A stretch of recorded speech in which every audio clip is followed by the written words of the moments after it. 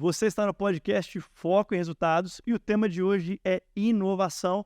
E à minha direita, com 2 metros e 3 centímetros, ele está nos maiores palcos de palestras de inovação do mundo, que é a Campus Party.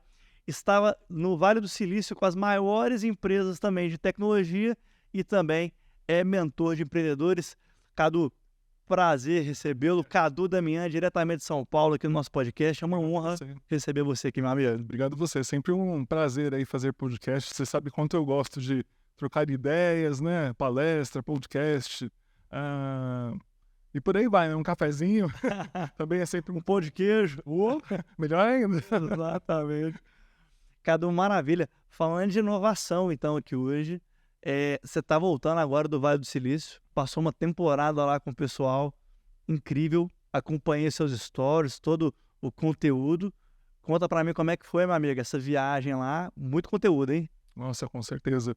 E assim, você viu lá que eu coloquei vários stories, eu tentava publicar assim um pouco de tudo, mesmo assim ainda tem material inclusive aí que será utilizado na palestra, né, que a gente vai realizar amanhã, né, e assim, a viagem foi incrível, realmente.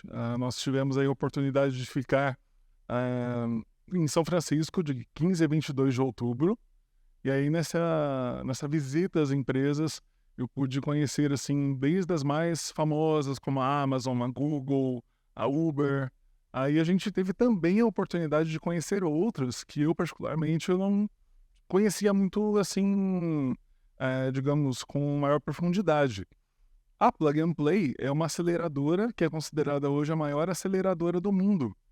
Acelerou a Google, a PayPal, do Elon Musk, a Logitech. Então, assim, são empresas que desenvolveram lá, nesse ambiente inovador, que é realmente sensacional e acaba sendo, assim, algo muito bacana a gente ver que essas empresas, elas tiveram um início, porque muitas vezes o que um empreendedor vê é a empresa no auge, a marca em destaque. Ele vê palco, mas não vê bastidor. Pois é, e ele acaba acreditando que eu nunca vou chegar lá nesse patamar, mas chega. Hoje a gente tem o potencial, a possibilidade de trabalhar com escala, com pivotagem, e isso faz parte digamos, do método que a gente usa, o método Lean das startups.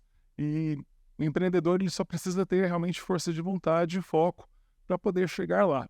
E uma coisa que eu notei também é a mentalidade dos empreendedores. É uma mentalidade, assim, totalmente revolucionária. Que bacana. Muito bacana mesmo. E a humildade, né, de submeter a ideia ao método da startup. Né? Porque, às vezes, o empreendedor ele tem aquela ideia que realmente ela é revolucionária, ela é muito boa, mas ele não quer submeter a empresa a seguir os métodos para fazer a escala. E aí ele patina, né, Cadu? Exato. Essa humildade que você falou é muito interessante, porque todo empreendedor, quando ele está, digamos, no seu caminho, buscando o seu propósito, ele mira ali no que ele quer e ele vai atrás do seu objetivo. E muitas vezes, para isso, ele precisa voltar à estaca zero. Foi o que aconteceu com o próprio Elon Musk. Ele estava lá, desenvolveu a PayPal, depois ele vendeu.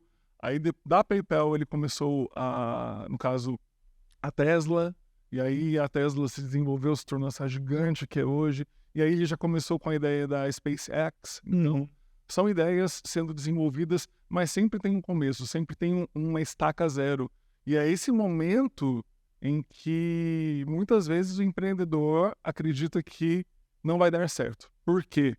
Porque normalmente quando a gente está iniciando uma empresa, quando a gente inicia o processo de criação de uma empresa, nós temos esse momento em que acaba acontecendo o quê?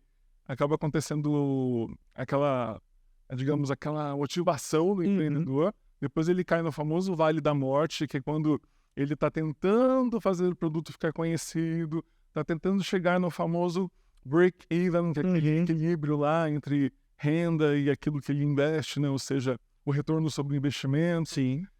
E aí até chegar lá, ele passa por uma fase em que se ele não tiver o emocional preparado, ele acaba desistindo. E é o que acontece com muitos empreendedores, inclusive aqui no Brasil. E a gente tem que trabalhar essa mentalidade para que isso não aconteça. A pessoa ela tem que aguentar esse vale da morte, porque depois o que acontece é o sucesso. Se a pessoa trabalhar da forma como ela realmente acredita, se ela tiver foco no propósito, no público e em solucionar aquele problema que foi visualizado lá no início e ele quer trazer aí como solução o seu problema, o seu produto Uhum. e o seu serviço que vai solucionar esse problema. Você que teve lá, Cadu, como que é a percepção do pessoal lá do Vale do Silício em relação ao brasileiro nessa linha? Porque, querendo ou não, alguma das características que você falou, a gente tem aquela sensação de que o brasileiro já tá nato nele. Mas é real isso? Isso está em geral, na população em geral? Como é que tá isso para eles lá? Apesar da gente ter essa tendência, muitas vezes, o que eu vejo é que essa questão do Vale da Morte que eu falei é que o brasileiro ele acaba se envolvendo emocionalmente com as coisas. Então, ele se sente muitas vezes ali num momento em que não há saída. Uhum. Mas existe saída. É só a questão de trabalhar a persistência e se manter ali firme no seu propósito. Só que eu sei que é muito difícil o empreendedor, além de não se envolver emocionalmente com o seu modelo de negócio, também é muito difícil ele não ouvir opiniões alheias. Uhum. Mas ele precisa aprender isso porque, senão, conforme ele for sendo taxado de louco, de idiota e outras coisas, ele vai sofrer com isso. Sim. Então, o caminho é saber lidar com essas objeções, com esses obstáculos e seguir em frente. Sim. E uma ótima notícia para o empreendedor é que o brasileiro ele é muito valorizado no exterior, Bacana. porque nós somos considerados assim com uma criatividade única, uma intuição muito bacana, uma intuição assim bem aguçada. A questão do improviso é muito admirada, Sim. porque o improviso ajuda você a, de certa forma, superar os obstáculos, lidar com aqueles problemas que surgem do nada. Então, o empreendedor brasileiro realmente ele sabe lidar com isso. Só que, além disso, ele precisa, eu vejo, amadurecer no processo. Amadurecer no processo é acreditar mais em si. Falta essa, digamos, essa automotivação e essa crença no próprio potencial. Uhum. Se a gente conseguir trabalhar isso, nós vamos ter um empreendedor aqui no Brasil com uma mentalidade fora de série. Fantástico. Uma pergunta. Onde que o propósito, na sua opinião, mata o empreendedor? Tem algum momento que você olha assim, o negócio está matando o empreendedor por dentro? Ele está mais no sonho, na utopia do sonho, do que na hora de realizar e botar o negócio para funcionar? É uma ótima pergunta, porque depende do foco que o empreendedor dá para o seu propósito. Porque se ele enxerga o propósito como sendo algo que vai beneficiar a ele, assim, com esse propósito eu vou conseguir fazer minha empresa crescer, ter lucro, fazer com que minha marca seja conhecida. Se ele tem esses alvos, digamos assim, ele acaba indo pelo caminho errado. Sim. Quando ele trabalha com um propósito, ele tem que pensar assim, meu propósito vai ajudar outras pessoas, ele vai ser útil, ele vai ser viável, ele vai ser desejável. E, nesse sentido, eu vou oferecer realmente algo que vai trazer uma solução efetiva para esse público que eu quero atender? Porque aí, quando você mira no público, as outras coisas vêm de forma automática. Sim. O próprio Philip Kotler, ele fala em relação ao marketing, né? Quando você mira no público, o lucro vem como consequência. As vendas vêm como consequência e o lucro também. Sim. E o empreendedor, ele tem que trabalhar isso. O propósito vem primeiro. Depois ele vai se preocupar com o crescimento da empresa, o fortalecimento da marca, a adesão, a fidelização dos clientes. E nesse sentido, eu tenho aqui uma frase que resume muito bem a forma como eu acredito que o empreendedor deva se portar. Porque o empreendedor, eu coloco que o empreendedor é aquele que tem a ousadia de gerar prosperidade para si e para os outros. Fantástico. Então, essa ideia de gerar prosperidade, por que para si? Apesar de eu falar isso primeiro na minha frase, quando ele gera prosperidade pensando no público, é algo reflexivo. Ele vai se beneficiar com aquilo, porque ele vai atingir o seu propósito e vai também alcançar o sucesso. É inevitável, gente. E se a gente analisa realmente aqueles empreendedores que têm sucesso, eles passaram por esse caminho. Eles tiveram essa jornada. Sim, E isso acaba sendo realmente muito interessante da gente analisar. sim. Eu imagino que uma das principais dificuldades que os empreendedores que você mentora, que aparecem lá no seu escritório, no seu atendimento, deve falar sobre a dificuldade muitas vezes de colocar a parte comercial para rodar, porque a pessoa tem uma ideia muito boa, ela tem uma estrutura que talvez já funcione ou esteja pronta para funcionar, mas ele tem dificuldade de vender essa ideia, seja para o cliente ou seja para um possível investidor. Qual que é o processo desse de conseguir tirar esse negócio, essa ideia da cabeça do empreendedor para chegar na cabeça do consumidor de forma assertiva ou do investidor? Muito bom, excelente pergunta, até porque na minha mentoria eu acabo trabalhando muito com as startups que estão em fase de ideação. Fantástico. E aí é aquela fase realmente em que eles estão desenvolvendo realmente o seu caminho, o seu propósito, e eles precisam, antes de tudo, validar o produto, e depois da validação eles conseguem encaminhar para o investimento inicial. Uhum. E um ótimo caminho realmente, aliás, o melhor caminho que todo mentor considera é se a pessoa tiver recursos próprios, mas como a gente sabe que infelizmente não é a realidade de todos, poder ter ali um valor para investir e dar o pontapé inicial na empresa, o que hoje acaba sendo uma alternativa muito interessante no Brasil é o investidor anjo. Fantástico. Então, o investidor anjo ele acaba sendo uma oportunidade assim perfeita para você ter aquele que vai ser assim, além do seu investidor, ele também vai ser o seu mentor. Sim. Mas todo investidor anjo é anjo do bem ou tem investidor anjo que vem para para levar? Como é que tá isso aí? Levar mais do que o proporcional, porque levar, ele tem que levar, inclusive faz parte do processo. Sim, sim. Mas ele tem que tomar cuidado na hora de buscar esse investidor anjo, ô Cadu? O empreendedor ele tem que estar muito atento na relação que ele tem com o seu investidor, para ver se o investidor é mentor também. E aí, se o processo ocorre naturalmente, o empreendedor ele ganha o que nós chamamos de smart money. O smart money é o dinheiro que vem com conhecimento. Isso é muito importante, Sim. porque faz uma empresa crescer assim numa escala fenomenal, exponencialmente, com certeza. Só que acontece do investidor anjo muitas vezes só estar interessado no lucro que a empresa vai dar. O que não é ruim. Não é ruim, mas assim, quando ele tem um foco só nisso, numa falha inicial, Entendi. pode ser que esse investidor anjo ele saia, ele simplesmente largue, Descapitaliza a empresa. descapitaliza a empresa e ele acaba falando assim, olha gente, sinto muito, vocês não deram Risco fica tudo com o cara e ele vai. Entende? Infelizmente o empreendedor acaba ficando assim, à deriva, né? Como a gente diz, com essa questão do investidor anjo que atua de uma maneira mais restrita.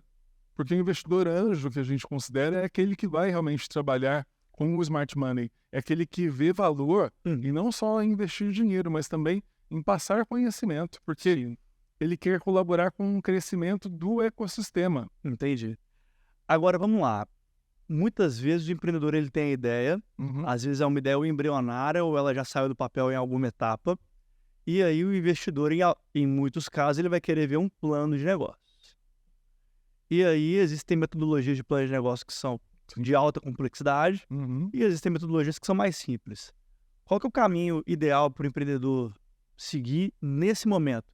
Eu vou parar aqui 3 semanas da minha vida para montar um plano de negócio, ou 1 semana, não sei quanto tempo, e às vezes vai deixar de entrar um recurso que ele estaria trabalhando para poder entrar essa grana. Qual que é a recomendação que você daria para esse empreendedor que está acompanhando a gente? A ideia, gente, é a seguinte, depende muito da fase em que o empreendedor se encontra, porque quando a gente fala a respeito de ideação, numa fase inicial, talvez não seja um momento para você trabalhar com um plano de negócios muito complexo, porque você tem que iniciar a sua empresa e ver se ela vai dar certo. Essa é a principal natureza de uma startup. A startup ela nasce para ver se vai dar certo, para ver se ela vai vingar. Uhum. E aí, nesse ritmo, digamos assim, o que acaba funcionando muito bem é a gente trabalhar os métodos ágeis. Legal. Então, É o Canva. isso, Uhum. com certeza, são esses métodos aí que acabam ajudando bastante. O Design Thinking, Sim. o próprio Scrum, que ajuda muito, Legal. torna tudo muito ágil e faz com que a empresa realmente faça o que tem que fazer.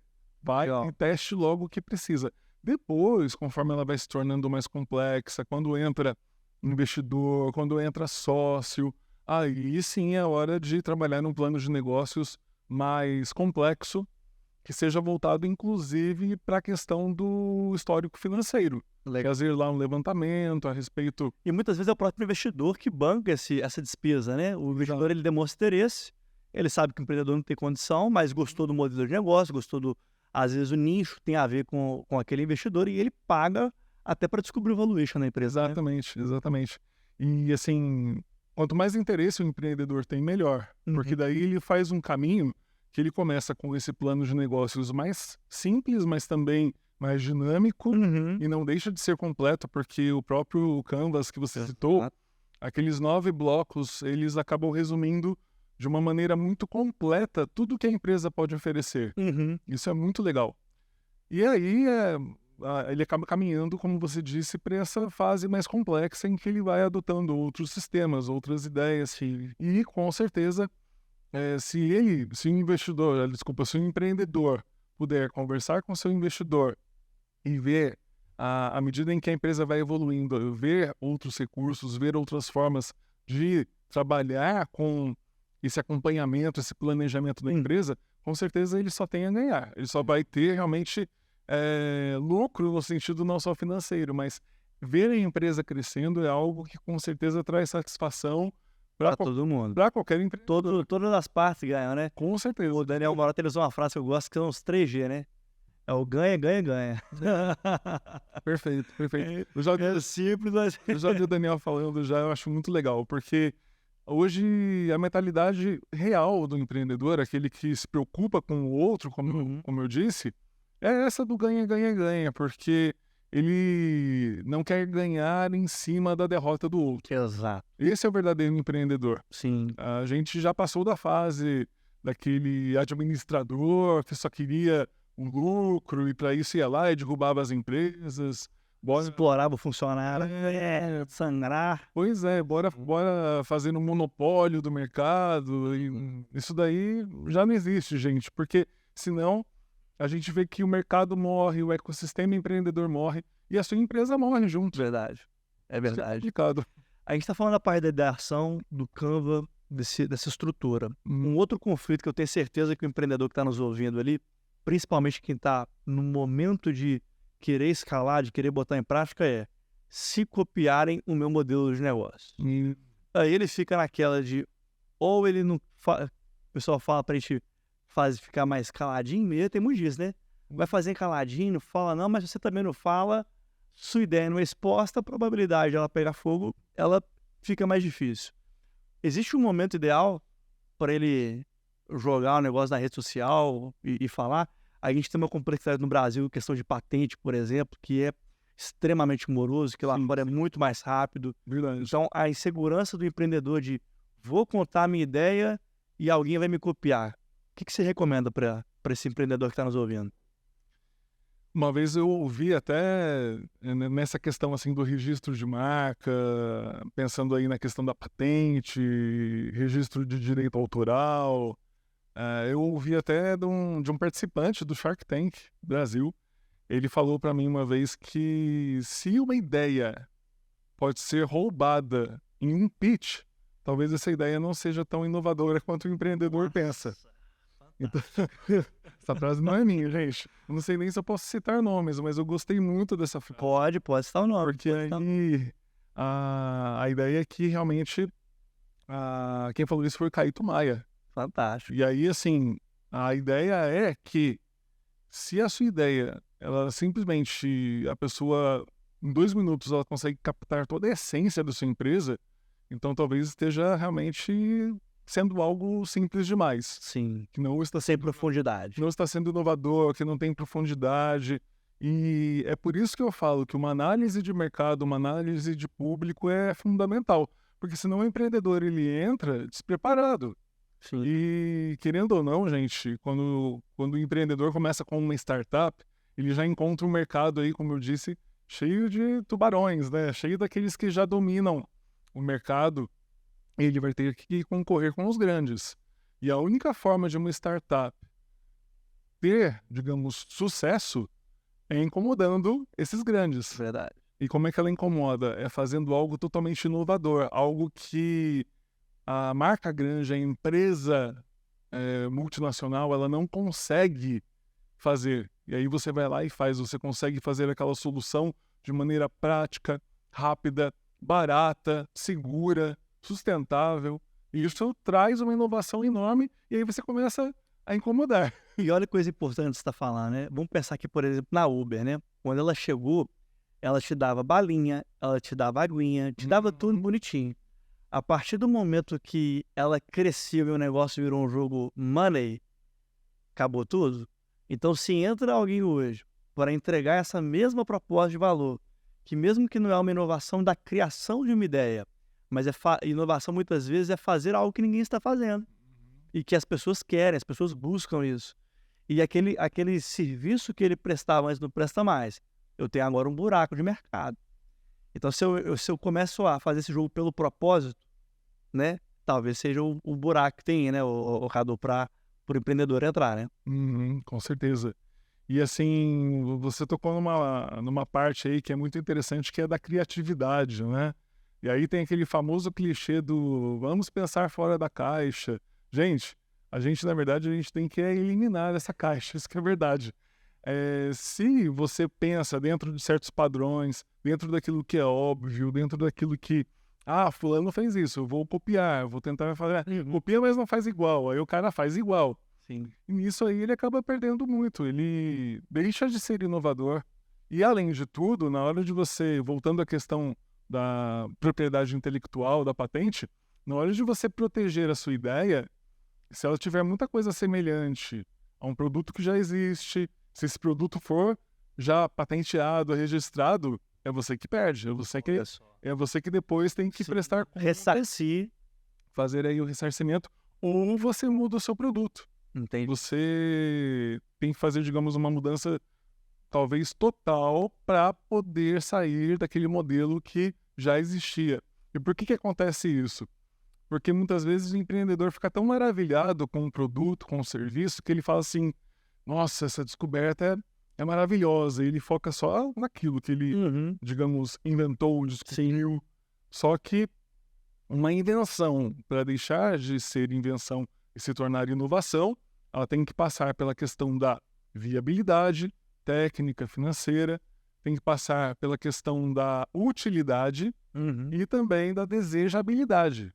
Precisa ter todos esses elementos e ainda por cima... É lucrativa. Aí é a ideia, quando você trabalha o desejo, aí o lucro vem como consequência. E além disso, evitar pontos em comum com outras empresas, com outros produtos, com outros serviços, porque senão você vai lá, registra e a patente vai lá e volta. Porque eles batem lá, eles olham e falam assim, peraí, isso aqui já existe, já foi registrado, então não tem como, aí você tem que... A sua ideia é maravilhosa, o seu produto maravilhoso, se você focar só nele e não enxergar o mercado, o público, você vai lá e tem que, de repente, refazer tudo, né? Então, para evitar esse processo que acaba atrapalhando muito a dinâmica da inovação, o essencial é que o empreendedor ele foque no mercado, no público, para depois, no seu propósito, para depois olhar o produto ou serviço. Não, legal. Agora vamos falar para esse empreendedor que ainda está mais embrionário também, Cadu. Ele está no processo aí de desenvolvimento. Ele ainda não chegou no nível, vou pro Vale do Silício, quero uma empresa unicórnio. Ele precisa pagar as contas dele. A empresa já funciona, ele já vende com o negócio já, mas não escalou ainda. O que você recomenda para essa pessoa que ainda precisa organizar internamente, na administração, ou seja, ele é a empresa, né? Uhum. Ele é tudo na empresa. Ele tem que fazer a parte operacional e ainda gerenciar. Você tem nas suas mentorias, você deve encontrar todo dia esse perfil, né? Qual que é a recomendação que você dá na dinâmica do dia da pessoa, do gerenciamento dela? O que é muito bacana, como eu disse na mentoria, eu acabo trabalhando exatamente com esse perfil de empreendedor. Uhum. É aquele que está na fase da ideia e muitas vezes ele é a eu presa. Ou seja, ele está lá pensando em tudo, mercado, propósito e investimento que ele vai precisar e de que forma ele vai elaborar o produto, porque ele só tem de repente um protótipo em mãos e aí como é que eu transformo esse protótipo num produto final ou pelo menos no que a gente chama de MVP, Uhum. que é o mínimo produto viável para poder apresentar para um investidor. Sim. Então são todos esses desafios aí que eu acabo vivenciando junto dos empreendedores, porque o mentor é aquele que não só instiga, mas ele também acompanha o processo, ele até sofre junto com o Sim. empreendedor. E a mentoria é um processo muito interessante, porque daí você vê que conforme a pessoa ela vai se autodescobrindo, é que ela consegue se desenvolver a ponto de fazer a sua empresa crescer de verdade. E aí o que acontece? Muitas vezes na mentoria, o que a gente vê é uma questão de que nessa fase da eu presa, né? Ou seja, a fase em que o empreendedor se encontra a princípio sozinho, ele não está sozinho, muitas vezes ele tem lá a sua equipe, tem os seus colaboradores, mas por acumular funções nesse início, ele acaba tendo realmente essa sensação. Isso realmente não é o ideal, porque até mesmo no Vale do Silício hoje se coloca muito essa questão da eficiência. Uma empresa, para ser eficiente, o gestor ele tem que saber montar um time e fazer com que esse time seja autogerenciável. Fantástico. Esse é o ideal hoje lá no Vale do Silício. Só que nem para os empreendedores de lá, quando eles estão começando, acaba sendo algo possível. Assim, para eles, muitas vezes, eles também se veem tendo de administrar tudo. Uhum. E, assim, o que acaba acontecendo é uma pequena diferença que acaba dando aí um grande resultado, que é a persistência. Lá no Vale do Silício, assim, o que você vê é uma mentalidade da pessoa que, quando começa uma empresa, ela só enxerga o seu propósito e ela vai atrás, custe o que custar. Uhum. E muitas vezes na fase da eu presa, a gente tem que fazer um trabalho até psicológico com o empreendedor aqui no Brasil, por conta do envolvimento emocional que ele tem com o seu negócio. Só que é um envolvimento emocional que toma um rumo errado, porque ele vai deixando de enxergar o propósito, o público, e passa a enxergar só aquele resultado que ele tanto espera. Sim. E aí quando ele fica nessa expectativa do resultado, ele não enxerga o processo. Sim. E aí quando o processo é mais demorado do que ele achava que ia ser, quando é mais dispendioso, quando ele gasta mais dinheiro e ele acaba gastando. Sim. Isso é natural, gente, do processo. Sacrificando muitas vezes relacionamentos. Exato, né? porque aí além do dinheiro, é o tempo também. Sim. O tempo que se gasta, gente. É uma coisa assim que parece óbvia, mas eu vivo falando isso até pros meus alunos, né? De ensino técnico, de ensino superior. Se você acha que ser empreendedor é aquela vida que você... vou ser o meu chefe, vou trabalhar a hora que eu quiser, vou fazer o meu horário, né? Como é que o outro vai falar? Sabe de nada, inocente. É por aí, é por aí. Porque é exatamente o contrário, porque você tem que fazer acontecer. Ninguém vai acreditar no seu propósito se não for você. Verdade. Então você começa a trabalhar 12, 16 horas. Você sabe bem do que eu tô falando. Sim. E aí é nesse sentido que o empreendedor ele acaba realmente tendo todo esse desgaste. Mas, se ele enxerga o propósito, ele vê aquilo também como um investimento. Ele fala assim, não, eu vou me desgastar agora, mas depois eu vou ter o meu time, eu vou trabalhar vou trabalhar com o meu time de forma autogerenciável, e esse time vai executar para mim aquilo que eu não sou capaz de fazer. Porque o gestor, o empreendedor enquanto gestor, muitas vezes ele acha que ele tem que fazer de tudo. Só que hoje os grandes empreendedores, eles falam que eu tenho uma equipe de pessoas autogerenciáveis, mais capacitadas do que eu, Uhum. porque elas vão fazer aquilo que eu não consigo fazer. A minha missão é fazer com que elas se deem bem, fazer com Sim. que elas estejam integradas, trabalhando ali num ambiente de trabalho adequado, com uma cultura organizacional adequada também, fazer com que as pessoas se deem bem, que tenha interação, que tenha uma gestão de conflitos que seja positiva, que seja algo que vai ajudar a edificar, né, as pessoas. Sim. Então, tudo isso é função do gestor. E se ele trabalhar isso, enxergando o propósito de fazer a sua empresa crescer como um todo, aí sim ele vai chegar num resultado muito favorável. Show. Você falou que trabalha muito a mentalidade do empreendedor também, né? Tanto Uhum. lá no Vale eles trabalham, quanto você trabalha na mentoria também. Então, na questão, você comentou do Vale do Silício, a pessoa trabalha a mentalidade, você também na sua mentoria, você falou que trabalha isso também. O que eu vejo muitas vezes dos empreendedores que a gente conversa todo dia é: não sei vender, e no começo ele vai ter que fazer o negócio rodar. Você vai ter aquele cara de mentalidade, a mente fixa, né? Mindset fixo, né? Que o Isso. pessoal fala. O cara não quer desenvolver a parte de finanças, inúmeras outras habilidades. E a questão também do empreendedor que ele não é o extremo do melhor feito que perfeito. Aí vai no melhor Exato. feito demais. Ele não quer contratar um fornecedor de qualidade, ele não quer fazer uma entrega, pagar um valor que é permuta o tempo todo.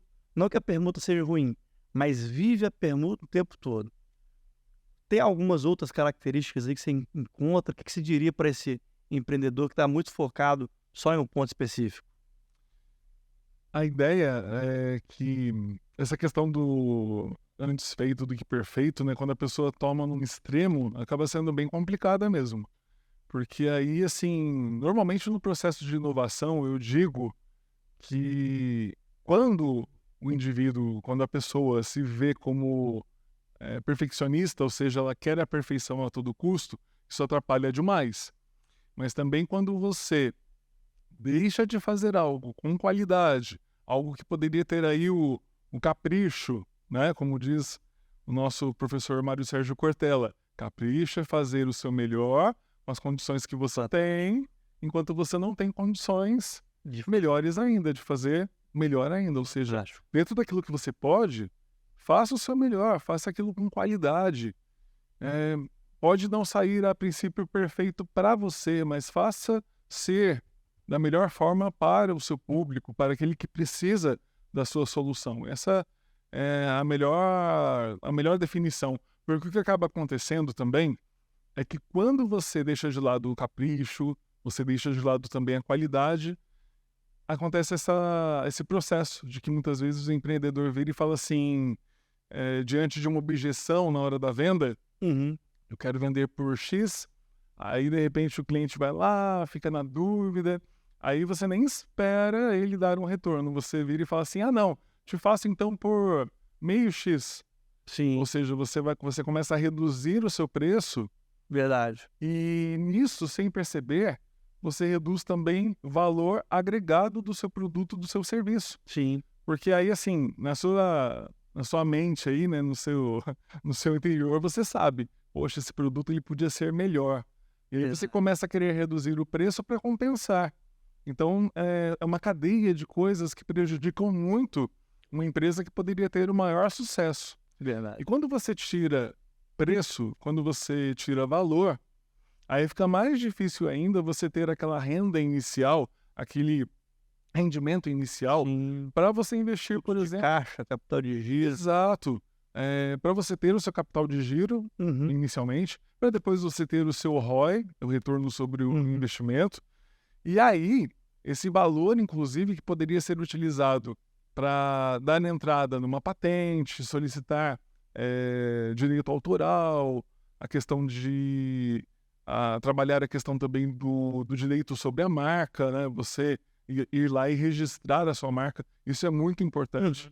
Tem muita gente que ignora aquele Rzinho que vem do lado das O marcas, registro. mas isso é fundamental, gente, porque senão você cria uma marca hoje E aí um outro empreendedor vai lá e usa a mesma marca.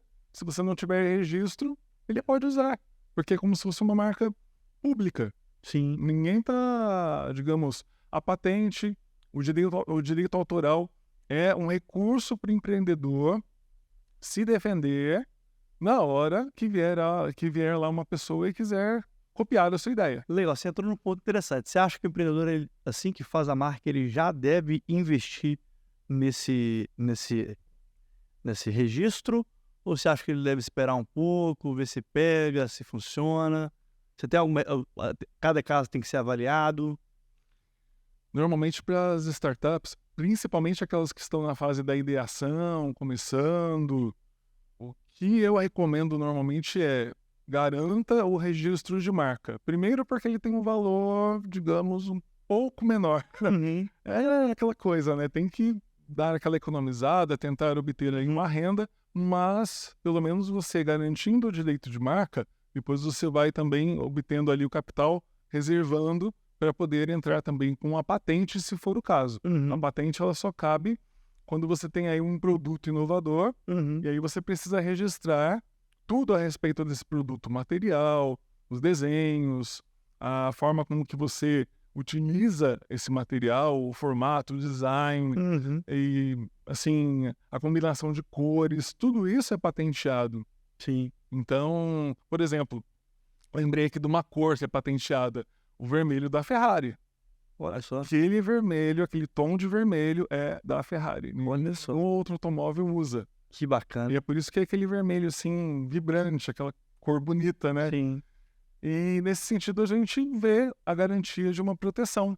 Então, com a garantia do registro de marca, depois, se necessário, você entra com uma patente. Se a sua empresa trabalha com serviço, só o registro de marca já é o suficiente. O ronco do motor da Harley é patenteado. Exato, muito bom, é verdade. Verdade, também é algo que Surreal, né? só a Harley Davidson possui. Muito Surreal. legal, muito boa lembrança.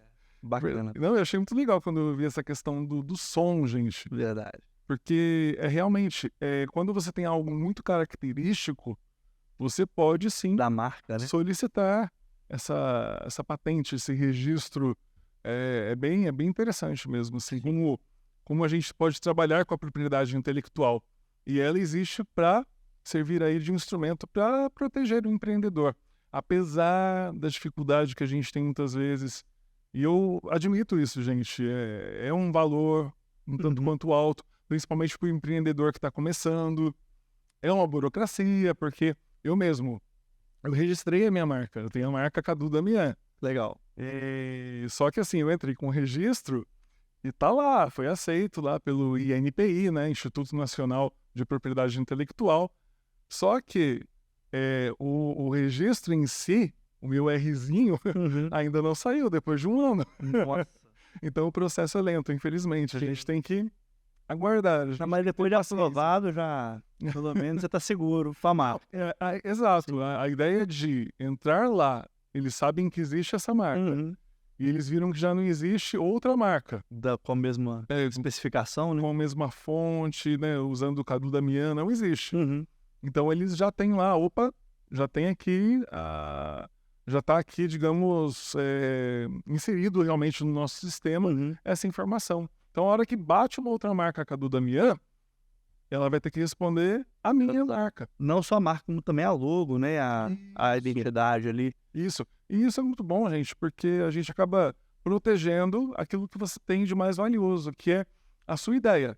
Você não pode se tornar escravo da ideia, mas ela tem que ser valorizada, porque é com ela que você satisfaz o seu público e atinge o seu objetivo, o seu propósito maior. Legal. Ainda em relação à inovação, nós temos lá serviços, comércio, indústria. No serviço, eu imagino que deve ser menos custoso o desenvolvimento de uma ideia, implantação, prototipagem, uma série de coisas.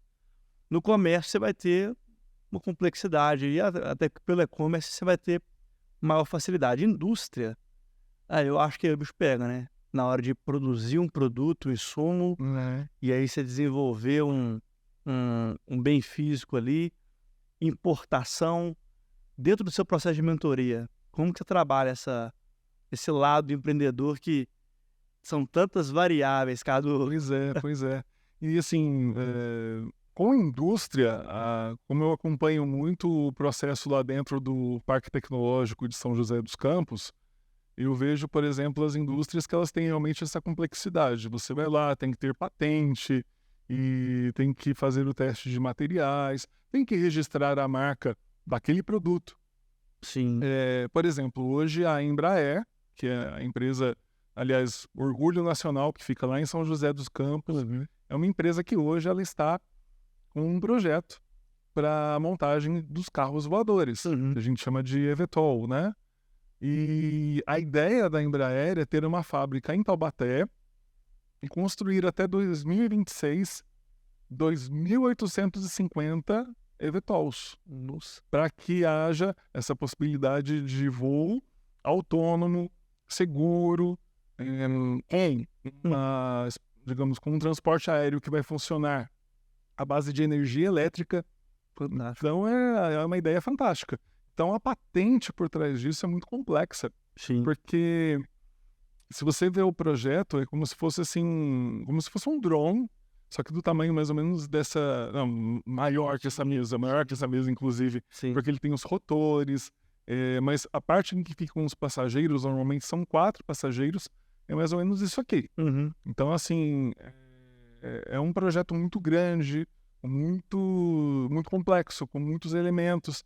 Então a patente para isso é algo surreal, realmente. Sim. Então uma empresa, para trabalhar um projeto desse nível, ela tem que ter em mente que ela vai ter que contar realmente com uma parceria muito grande. Talvez uma empresa dessas, uma startup que começa com uma ideia dessas, ela tem que pular aí um investidor anjo e partir para um investidor de venture capital, que é o famoso tubarão, que ele entra com capital de risco. Ou seja, ele vai investir na sua empresa, mas ele quer uma porcentagem também, né? Ele quer uma parte da sua empresa.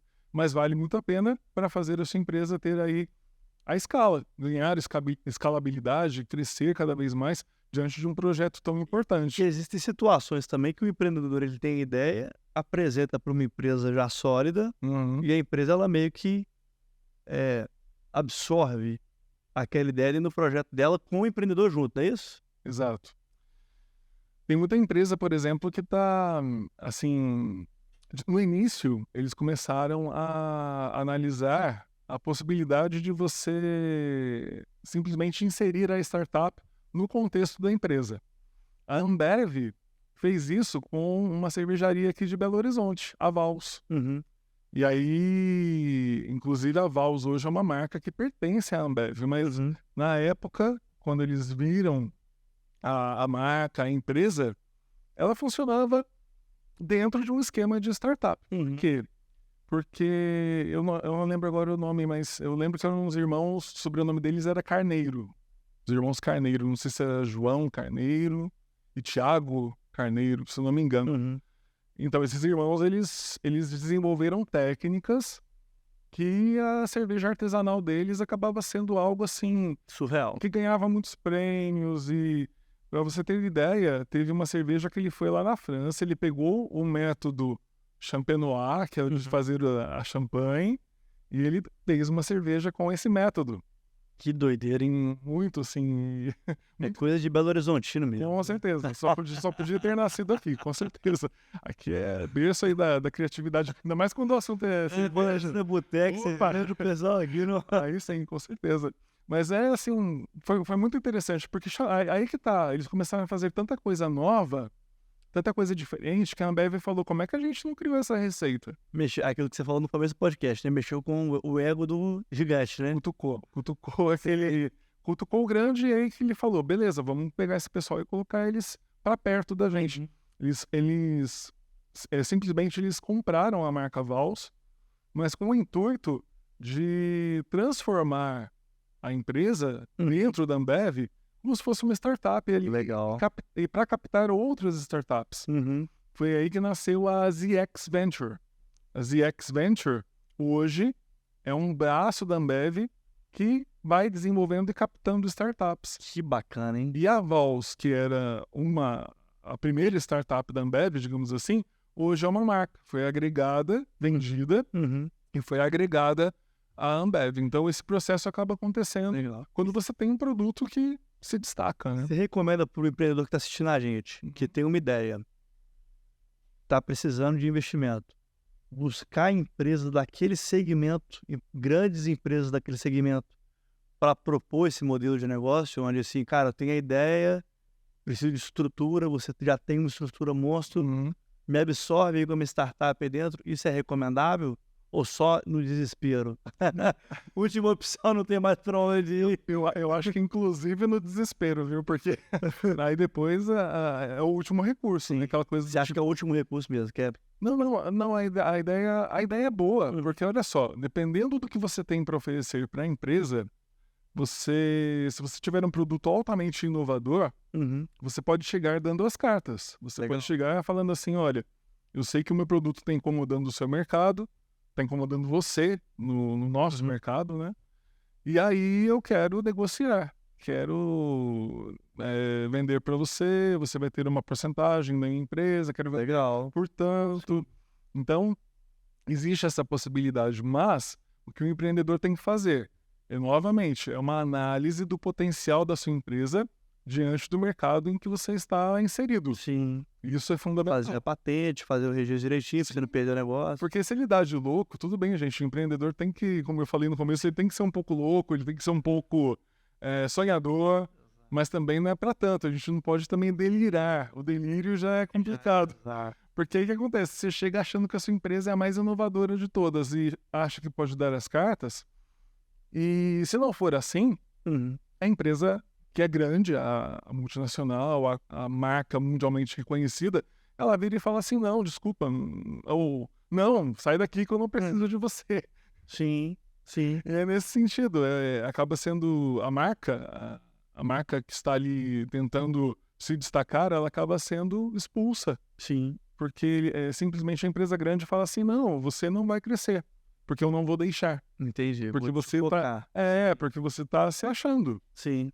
Agora, aquela humildade que você falou no início é fundamental. Chega mineiro, né? Chega Isso. devagarzinho, no sapatinho, né? É bem assim, é uma abordagem mais sutil.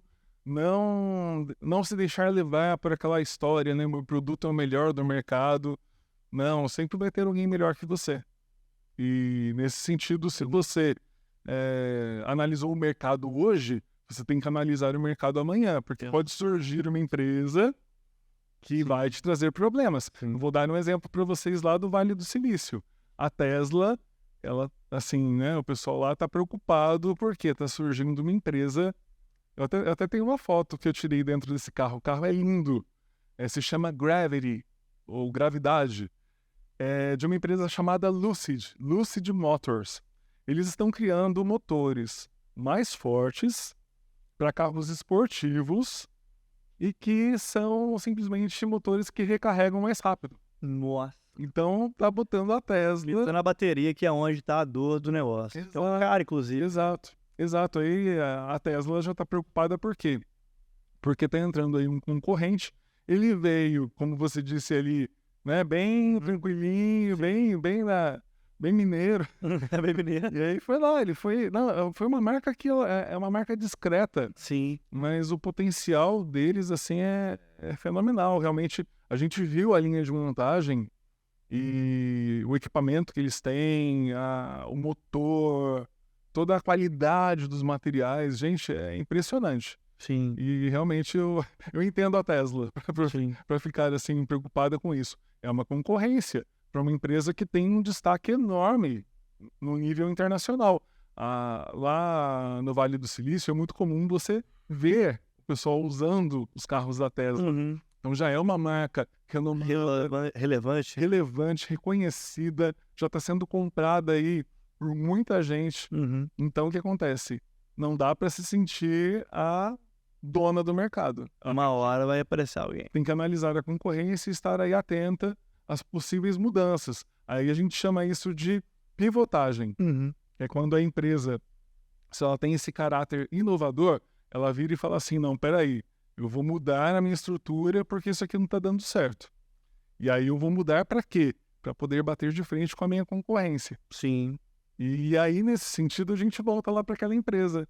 Se o cara não tem a humildade de reconhecer qual é, digamos, o papel, qual é o espaço da empresa dele diante de uma gigante no mercado, ele não vai conseguir depois analisar o mercado para bater de frente com a concorrência. Ele vai achar que a concorrência também não é ameaça. Verdade. E se o empreendedor faz isso, gente, na hora que o empreendedor se sente seguro demais, confiante demais, aí que a coisa complica. Aí que o empreendedor começa a ter problemas. Então vamos inverter a conversa então, Cadu. Até então a gente falou do empreendedor pequeno que quer crescer.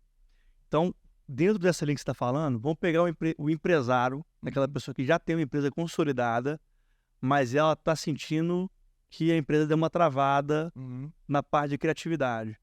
Uma solução para ela pode ser isso, buscar startups do ramo dela para ela investir e incubar e fazer esse processo de inovação interno nela? É uma possibilidade muito boa. E é aí que as startups, as empresas pequenas, inovadoras, elas acabam ganhando com isso. Porque existe essa possibilidade. Hoje, assim, o que acaba acontecendo é realmente uma sociedade, no sentido de que as empresas elas vão se integrando, as grandes marcas com aquelas que são realmente as ascendentes, e aí é que acaba acontecendo esse crescimento. Que legal. Sem a necessidade de preocupação com de onde eu vou tirar o investimento. Porque ele vem já dessa empresa que se interessou ou da empresa que você fez se interessar pelo seu modelo de negócio. E isso é muito importante no processo.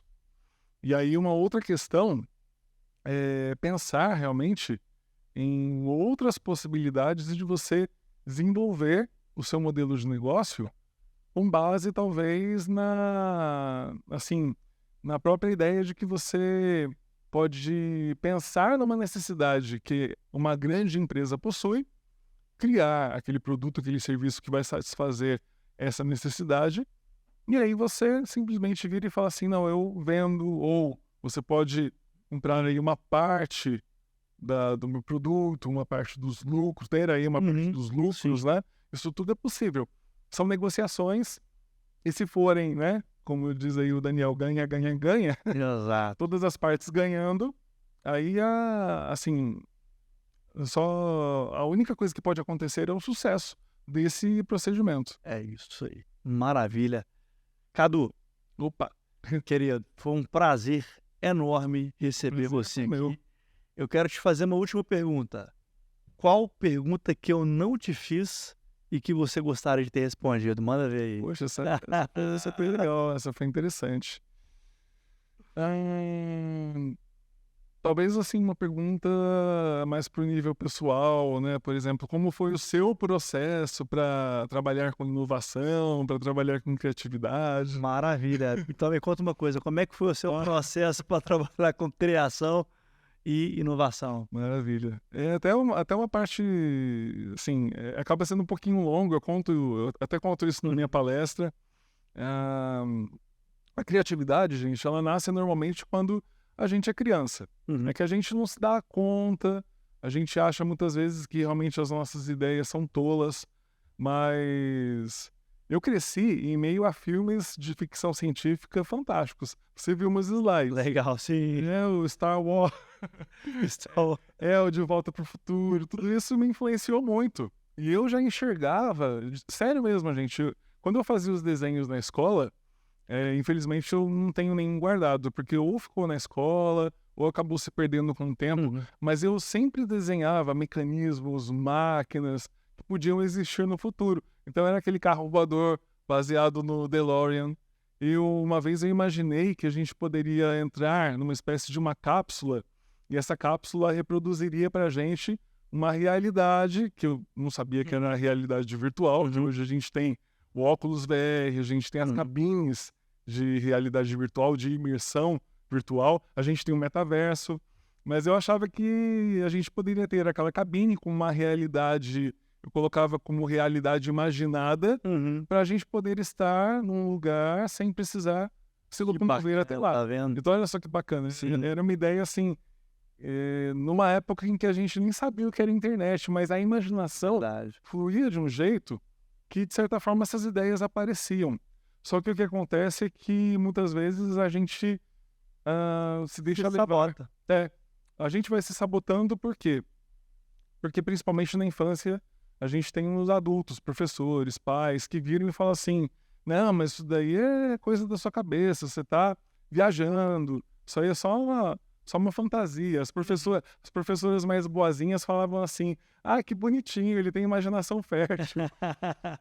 E aí o que acontece? As mais piedosas falavam isso. Pois é, e durante muito tempo eu deixei de lado essa questão da criatividade, da inovação, da imaginação. É interessante, eu deixei isso de lado na época que eu era aluno, retomei quando eu me tornei professor. Que legal. Porque eu tive que trabalhar com essa questão da inovação, do lúdico com o aluno, voltar a usar a criatividade, a imaginação, para estimular também. Tá? A gente tem que estimular o aluno, principalmente quando ele é criança, jovem, a trabalhar com a imaginação. A imaginação, ela é a base da criatividade. Eu tenho uma outra frase que é: não existe criatividade sem imaginação ou inovação sem inconformismo. Fantástico. Então, assim, a imaginação está para a criatividade, assim como o fato de você não se conformar com as coisas Está incomodado. está para a inovação. Fantástico. E foi trabalhando com os alunos que eu me desenvolvi, inclusive porque depois eu me tornei agente de inovação no Centro Paula Souza, e aí eu fui trabalhando mentorias que acabam se estendendo aí até hoje, graças a Deus, e são mais... Gente, eu fiz o cálculo outro dia, contando os mentorados do Centro Paula Souza e os que eu tenho por fora, digamos assim, são 3.000 pessoas mentoradas. Nossa. Porque Fantástico. são 13 anos de atuação Fantástico. só nessa área da inovação. Fantástico. É um número incrível. Já viu todos os tipos de modelos de negócio. Coloquei lá no meu Instagram, no meu perfil do Instagram tá lá. 3.000 pessoas mentoradas. Fantástico. É um número expressivo. Não, e bora botar esse número aí para aumentar. Acelerar isso aí. Com certeza. Maravilha. Cadu, fico muito feliz. Amanhã, lançamento da nova edição do Empreender. Você é nosso convidado especial. Maravilha, muito Pessoal, bom, né? São dezenas de escritores. Cada um... Muita gente boa. Exato. Cada um fala de um tema diferente. Então, a gente tem aqui área financeira, área de vendas, área de registro de patente. O Cadu agora entrando com a página de inovação. O primeiro capítulo da segunda edição, né, Cadu? O livro tá lindo. Pode seguir o seu Instagram, Cadu? Claro. Arroba Cadu com C, underline Damian com N no final. Maravilha. Segue lá, Cadu Damian. Já pede o livro, Cadu. Me envia o livro no Sedex. Cadu vai te mandar o link lá. Você pode pegar direto com ele. Maravilha. O livro tá incrível. Mais uma vez, querido. Obrigado. Mensagem final, meu querido, para quem está nos assistindo. Olha, mensagem final, gente, com certeza é para que vocês acreditem cada vez mais no propósito que vocês possuem, ou que talvez vocês ainda não possuam, mas com certeza vão descobrir um dia. Então, quando vocês encontrarem esse propósito e ele for bem definido, ele for aquilo em que você acredita, vá atrás e mire nele, mire naquilo que você quer conquistar com o seu propósito. Não mire nos seus desejos pessoais, no dinheiro ou no produto em si, mas aquilo que você quer alcançar de valor e trazer benefício para outras pessoas também. Isso faz parte do processo. Maravilha. Obrigado, Cadu. Obrigado a você que nos assistiu. Segue lá, @AvantePalestras. Eu sou o Bruno Bettini. Sucesso no seu empreendimento e partiu para cima.